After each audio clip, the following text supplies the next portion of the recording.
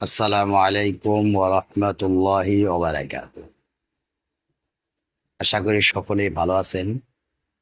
আমিও সেই মহান পরম করুণাময় মেহেরবান আল্লাহ সুবহানাহু ওয়া তাআলার অশেষ মেহেরবানিতে ভালো আছি। আজকে আমরা আলোচনা করব সময়কে নিয়ে।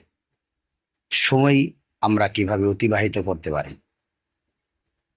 সময় আমরা এক একজন এক একভাবে ব্যবহার করি। কেউ সময়কে অবহেলায় কাটিয়ে দেয়, আবার কেউ সময়কে কাজে লাগিয়ে তার লাইফটাকে নিয়ে ভাবে। সময় খুব দামি একটা বস্তু।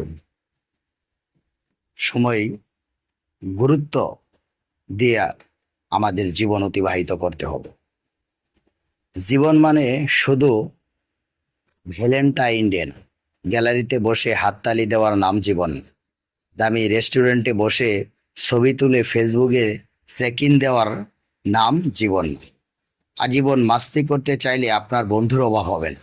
আজকে সময়টাকে অকাজে ব্যবহার করলে সর্বগ্রাসী সময় আপনার মূল্যবান কাজের সময়টাকেই কেড়ে নেবে। তাই সময়কে আমাদের অনেক গুরুত্ব দিতে হবে। সময়ের ব্যাপারে মহান পরম করুণাময় মেহেরবান আল্লাহ সুবহানাহু ওয়া তাআলা কোরআনে কারিমের ভিতরে ইরশাদ ফরমান, ওয়াল আসর ইন্নাল ইনসানা লাফি খুসর ইল্লাল্লাযীনা আমানু ওয়া আমিলুস সলিহাতি ওয়া তাওয়াসাউ বিল হাক্কি ওয়া তাওয়াসাউ বিস সাবর। এখানে আল্লাহ রাব্বুল আলামিন সময়ের কসম খেয়েছেন।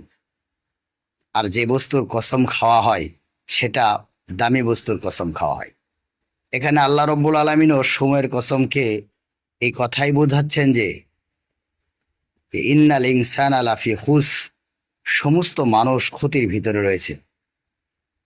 তাহলে সমস্ত মানুষ ক্ষতির ভিতরে রয়েছে, তবে ওই চার ব্যক্তি ব্যতীত যারা ইল্লাল্লাযীনা আমানু, ঈমান আনয়ন করেছে, ও আমিলুস সলিহাত, এবং নেক কাজ করছে, ওয়া তাওয়াসাউ বিল হাক্কি ওয়া তাওয়াসাউ বিস সাবর, এবং যারা পরস্পরকে সত্যের উপদেশ দিচ্ছে এবং পরস্পরকে ধৈর্যের উপদেশ দিচ্ছে।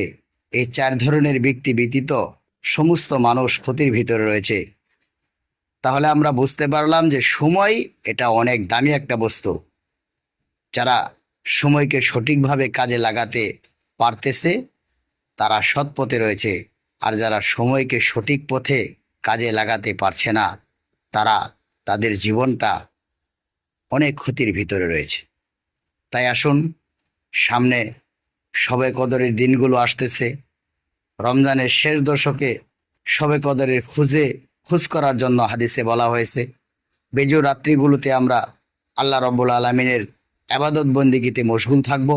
শবে কদরের ফজিলত অনেক রয়েছে, সেদিকে দৃষ্টি রেখে আমরা শবে কদরের নামাজগুলো আদায় করার চেষ্টা করব এবং সেই দিনগুলোতে বেশি বেশি নফল নামাজ পড়ার চেষ্টা করব।